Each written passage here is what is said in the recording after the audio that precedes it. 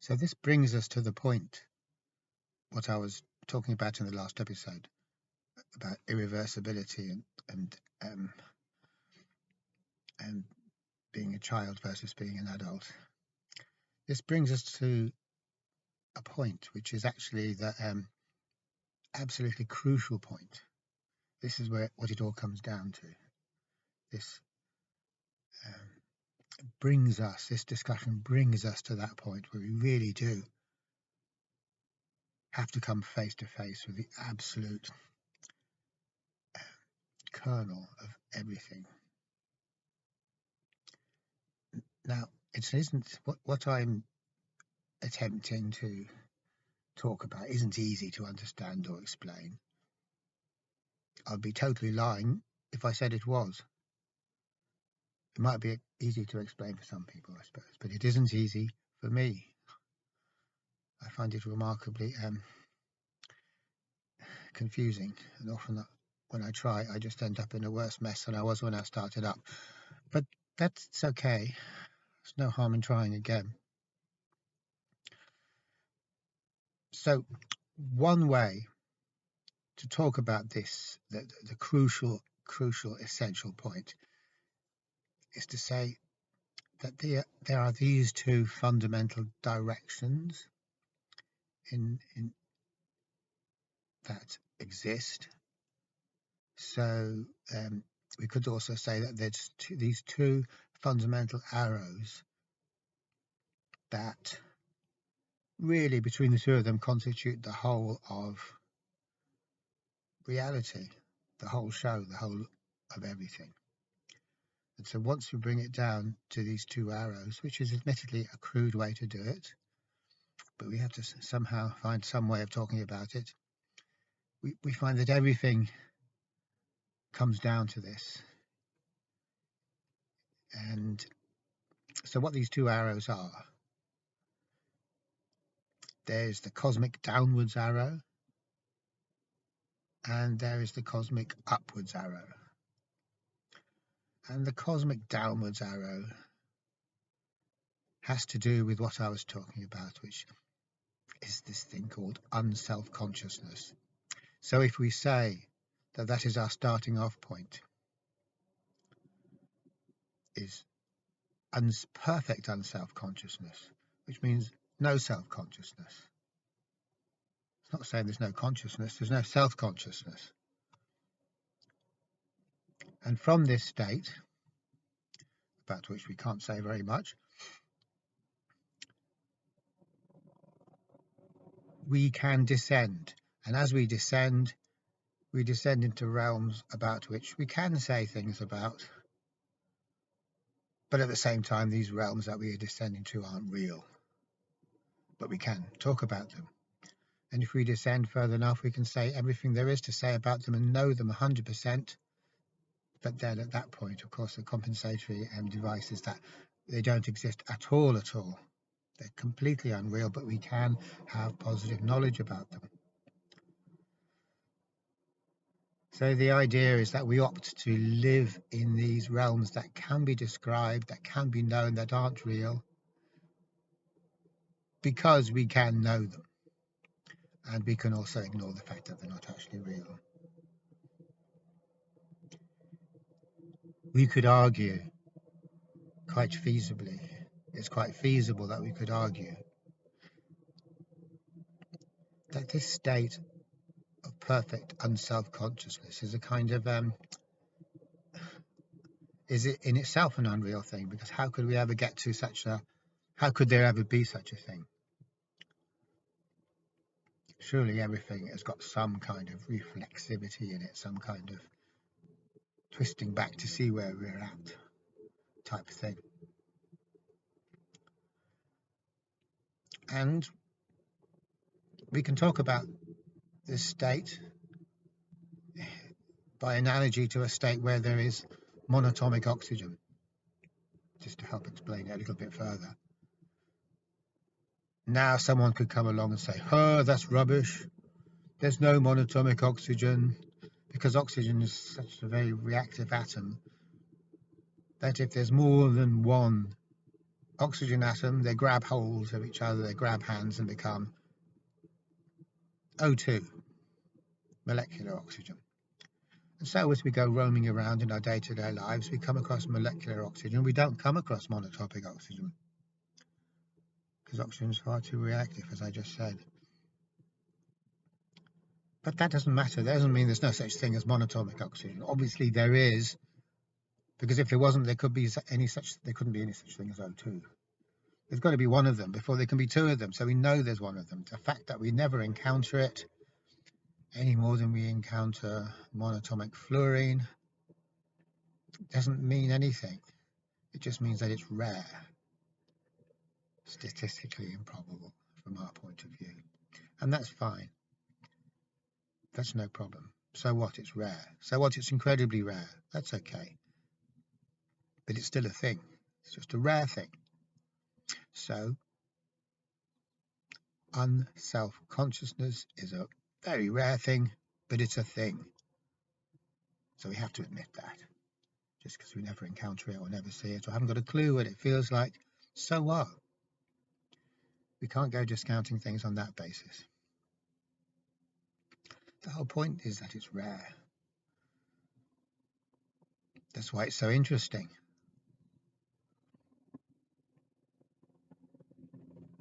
So what consciousness does is it reacts with itself to form stable compounds. We could say that. And another way of saying that is to say that we create images and then reinvest those images with reality. So we reify. That word for that could be with, might be reification. So we reify images, pictures, concepts, etc., etc. So we then come to the mental realm. Now all pictures or images or mental constructs or thoughts, they're reflexively produced, i.e. they're produced, thought produces them by reference to itself, not to anything else. So in other words, I have a yardstick, a measuring stick, a standard, and I compare things to this standard. And then via that act of comparison of incoming information to my standards, categories, I create thoughts, or I create images. I create statements. Now that is tautological, i.e. it's self-referential, because the thought only gets to be there by reference to itself. So here's the mind, which is a collection of yardsticks or categories. That then is used to act as a basis for whatever concepts or structures we create by referring back to our original blueprint. But the original blueprint is thought, or it's the basis of thought, it's the framework, and the thoughts are created by reference to this framework, so they are also thought. So when we're in this modality, everything we encounter is a thought. Everything thought encounters is a thought. So that's where the reflexivity, reflexiveness, the loop logic comes in. That thought absolutely cannot in any way relate to anything that isn't a thought. The thinking mind can't relate to anything that isn't a thought. It has to have been validated first by the framework, therefore it's a thought. If there's something which isn't validated by the framework, thought cannot acknowledge it. So in other words, I can only relate to stuff as being true when I myself have said that it's true, and that's self-reference. So that's the knot. That's the way we descend from non-comparativeness, where nothing is being compared to anything else, to the realm of comparison, the comparison world, where everything gets to be there only by comparison to some blueprint or some fixed point or something that we take for granted. What we take for granted is thought, and the things that we can acknowledge as existing as a result of using our standard is also thought. So it's, as I keep on saying, that's thought chasing its own tail around and around. So the non-comparative world is stuff is what it is, but we don't know what it is. We can't know what it is, because in order to do that, we have to compare it with something else. But we can't do that because this is a non-comparative world. And again, our prejudice is to say, well, it doesn't exist. The hell with you. The non-comparative realm does not exist. Prove it. Where is your scientific evidence for it? How can you prove it? But this is a pretty dumb argument, because what we're actually doing is we're saying that only stuff that can be compared to something else is real. And that stuff that can't be compared to something else isn't real. But we've got it completely opposite. Stuff that exists only because we can compare it to itself in a tautological fashion, by definition, is not real, because tautologies are not real. They're loops. The only real thing is that which stands alone, that which is not created by a tautological act of self-reference. And that's basic logic. So the only thing that's real is the non-comparative. What's to compare with what anyway? Who's saying there's two things to compare to each other? There is only the one thing, as the alchemists used to say. Or maybe they still do say it. There's only the one thing. No comparisons if it's only the one thing. If everything's the one thing, then there can't be any comparisons. We can pretend that the one thing is many things, and then start creating positive statements and definite statements. But that's only just our own. That's just the game we choose to play. So just because there is no way of saying anything about the non-comparative realm, that is not an argument. Just because there's no evidence for it, proof for it, is not in any way an indication that it doesn't exist. There is no proof for reality. There's no way to validate reality as being real unless we invent some imaginary yardstick and use that to try and say what real is. But then if we do that, reality gets forgotten about, because it can't be fitted into that particular it won't play ball with us, basically. So what we say real is a reflection of the imaginary made up standard or fixed point that we've created in order to compare things with. So then again, here we are, the same thing all over again. We make up something at random, quite arbitrarily, and use that as our basis for saying things about everything. And that's the only way we can know stuff. And we'd rather do that than be in this situation where we can't know anything about anything, even though that is the real situation. So that's talking about thoughts, mental constructs. In a parallel fashion, we could also talk about the self, who we are, which isn't the self, but because who we are is non-comparative, because everything is non-comparative, because that's all there is. But if we want to ignore that, then we can do a kind of perform a self-referential operation and create the self, which can be validated. I can look back at myself and say, yep, buddy, you exist. You're there, you exist. I can say things like that, and that feels good. I have managed to keep the ontological terror of not being able to say anything about anything at bay, and I'm now in a situation where I can say definite things about myself. The most definite of them being, yes, this is me. It's who I am. I am this.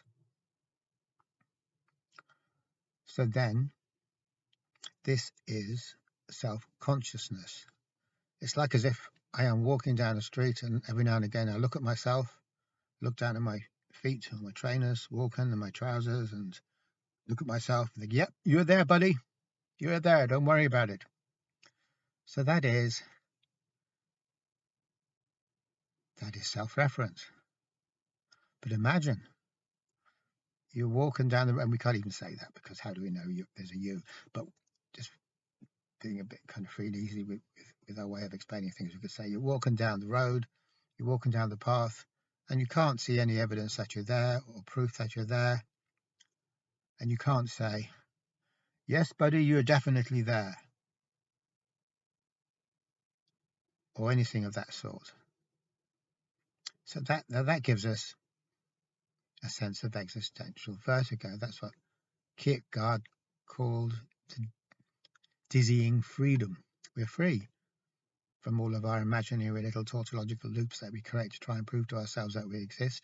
We're free from that, and we don't like being free from it because it's frankly terrifying. Now, it's not necessarily terrifying. It's actually fine. The state of being unself-conscious is actually totally fine because that's who we are, and who we essentially are in our true nature. Of course it's fine. It's a damn sight finer than anything else anyway. But once we get to worrying about it and then demanding proof of residence, proof of existence, think, well, this isn't good enough. I need to prove that I need to be able to check on myself to make sure I exist. Then we go spiraling into a kind of into a hell world. It's like suddenly starting to scratch that little itch. And it says this in the Tibetan Book of the Dead in the very early stages, that everything's very peaceful and wonderful. According to, I think it's in a foreword by Chogyam Trungpa. Everything's so peaceful and so wonderful until we suddenly get a bit itchy and we think, well, how do I know that this is real, or I'm real? Or how do we know anything?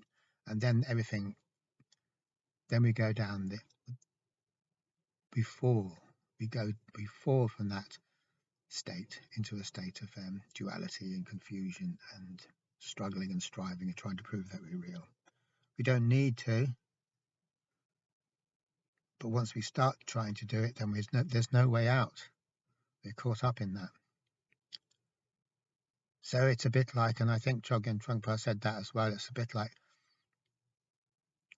walking, because you don't actually think about how you're walking, and you don't think, is it possible for me to walk? Can I walk? What's the protocol and procedure for walking? We're just walking and everything's fine. And then we think about, oh my God, how do I walk? Do I know how to walk? And then because we think about it, our legs get tangled up and we fall flat on the floor. So maybe he didn't quite say it like that, but it's that same kind of idea. We can do it perfectly and still, until we start wanting to somehow take control of the process to make sure that the process is going to happen right. And that's our downfall, because when we try to make sure that the process happens right and happens in a safe way or a reliable way, that's when it all goes wrong, basically. That's the way of error, the via erratum in a nutshell. So we could also say that the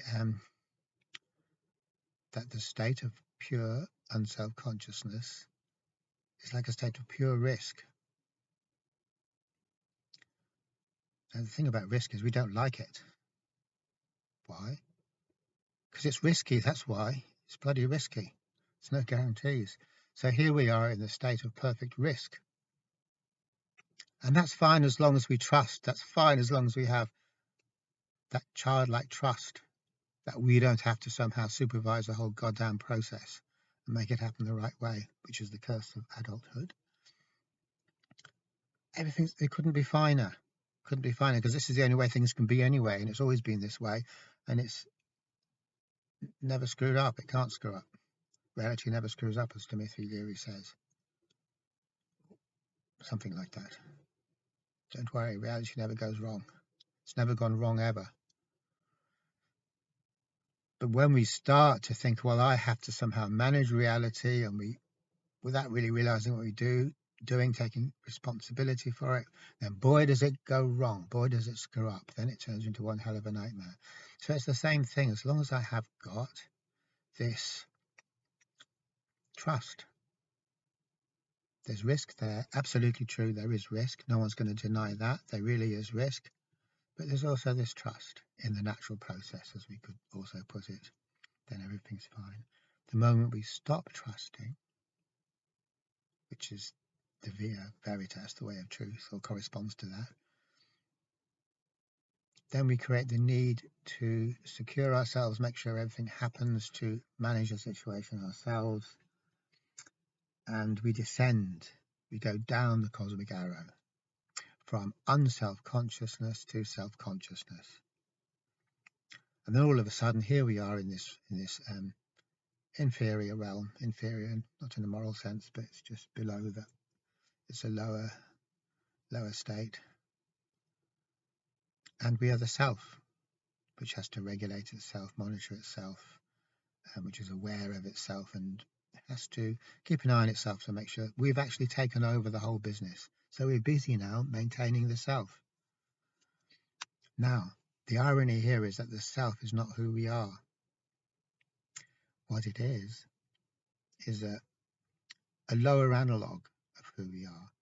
It's an inferior or degenerate substitute for who we are that is created by our lack of trust. And it's not real. It's a degenerate analogue. It's a copy of something that, and it's such an inferior copy, it really isn't worth a damn because there's nothing in it, even though we assume that there's everything in it. So now our job is to maintain and constantly struggle to maintain the lower analogue of who we really are. But this is damn weird. It's incredibly weird because it's not worth hanging on to because it isn't who we are and it's crap anyway. And yet we're driven by fear to cling to it and do our utmost to try and keep it going, to eke out its wretched existence, which isn't a real existence anyway. There's no security in it at all, but there is the tenuous illusion of security. So then instead of being who we are, we become the lower analogue of who we are. And the lower analogue of who we are is unfree. It's unfree because we can never stop struggling and controlling to maintain it, even though what we're maintaining isn't worth a pile of beans. It's pretty crappy. So that is our situation. Whereas the prior situation is where we actually genuinely are who we are, and that situation is free. There's no need for stress and strain and anxiety and continually struggling to do something that ultimately is futile, pointless, and impossible anyway. So when the Buddha says that in his first noble truth, conditioned existence is suffering, this is exactly what he means.